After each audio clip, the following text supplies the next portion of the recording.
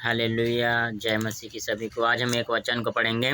जैसे खुदा के वचन में लिखा है कि तुम मुझसे प्रार्थना कर तो मैं तेरी प्रार्थना को सुनूंगा और तेरी मन्नत को पूरा करूंगा। हालेलुया। हम परमेश्वर के वचन के मुझसे प्रार्थना कर। हमने कभी परमेश्वर से प्रार्थना किया ही नहीं, हम कभी परमेश्वर के करीब गए ही नहीं, तो हमारी मन्नतें कहाँ से पूरी होगी। हम खुदा के सामने डिज़ायर करते हैं, उससे मांगते, उससे बोलते हैं कि परमेश्वर आपने इस मन्नत मेरी पूरी नहीं की। परमेश्वर मैंने आपसे मांगा था कि मुझे इस बीमारी से आज़ाद कर। मैं परमेश्वर से आपसे वादा किया था कि परमेश्वर अगर आप मेरे इस लाइफ में बड़े काम करेंगे तो मैं आपके लिए मन्नत मांगता हूँ परमेश्वर, मैं आपकी इन चीज़ों की आपकी भेंट दूंगा मेरे परमेश्वर। हम जब खुदा के सामने प्रार्थना किए नहीं, कभी फास्टिंग में गए नहीं, कभी बाइबल को पढ़ा नहीं, कभी परमेश्वर को गहराई से जानने की कोशिश ही नहीं की, तो परमेश्वर हमारी मन्नतों को कहाँ से पूरा करेगा।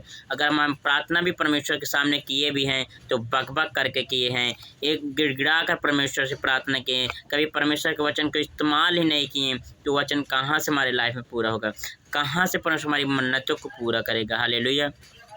मेरे प्रिय, मैं आपको बता दूं, जब आप और हम प्रार्थना करें तो परमेश्वर से, तो परमेश्वर के सामने एक वचन को लेके जाएं, तो परमेश्वर उस वचन के द्वारा हमारी प्रार्थना को सुनेगा। हालेलुया।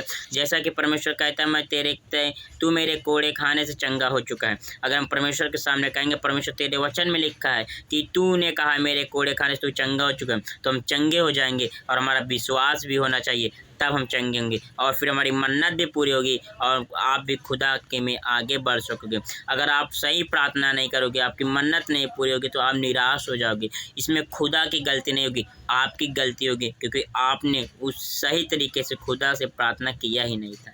हालेलुया।